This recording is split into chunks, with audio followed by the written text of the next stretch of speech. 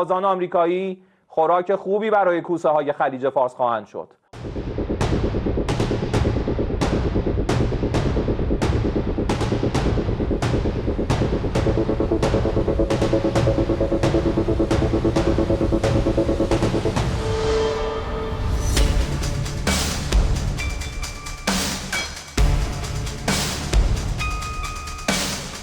ترامپ رئیس جمهور آمریکا بارها ایران را به عملیات زمینی و اشغال برخی از جزایر در خلیج فارس تهدید کرده است. شکی نیست رئیس جمهور آمریکا با فشار سازمان تروریستی موساد به دلیل سوابقش در پرونده اپستین بازیچه دست نخست وزیر رژیم صهیونیستی در جنگ و تجاوز به ایران شد.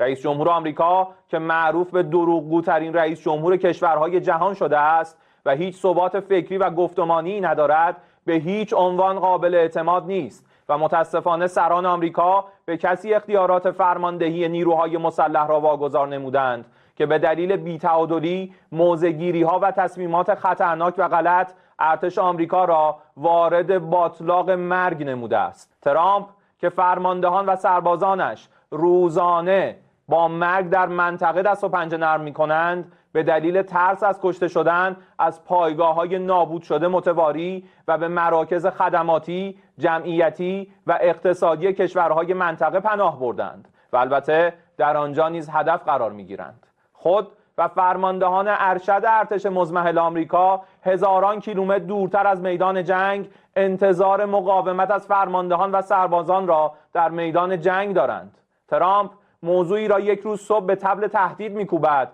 و عصر همان روز عقب نشینی می‌کند. زمانی از مذاکره دم می‌زند و ساعاتی پس از آن تصمیم به اداره جنگ می‌گیرد. این فرد بی‌تعادل و کذاب خسارت‌های فراوانی را به مردم آمریکا، اروپا و کشورهای جهان به ویژه کشورهای منطقه غرب آسیا وارد نموده است. رئیس جمهور آمریکا ثابت کرده تنها زبانی که میشناسد زبان زور است. در مقابل تهدیدهای اخیر ترامپ مبنی بر عملیات زمینی یا اشغال هر نقطه‌ای از سرزمین‌های ایران که البته آرزویی بیش نیست، اعلام می‌داریم رزمندگان اسلام مدت هاست در انتظار چنین اقداماتی به سر میبرند تا ثابت نمایند که تجاوز و اشغال نتیجه‌ای جز اسارت تحقیرآمیز و قطعه شدن و مفقود شدن متجاوزان را در بر نخواهد داشت و فرماندهان و سربازان آمریکایی خوراک خوبی برای کوسه های خلیج فارس خواهند شد. بهتر از ترامپ، سران و فرماندهان ارتش آمریکا تاریخ ایران را یک بار مطالعه کنند و از برخورد ایرانیان سلحشور با متجاوزان در طول تاریخ درس بگیرند و در حلقه توهم رئیس جمهور نامتعادل آمریکا سربازان خود را به کام اسارت و مرگ نکشند و مردم آمریکا را به طور گسترده عزادار نکنند.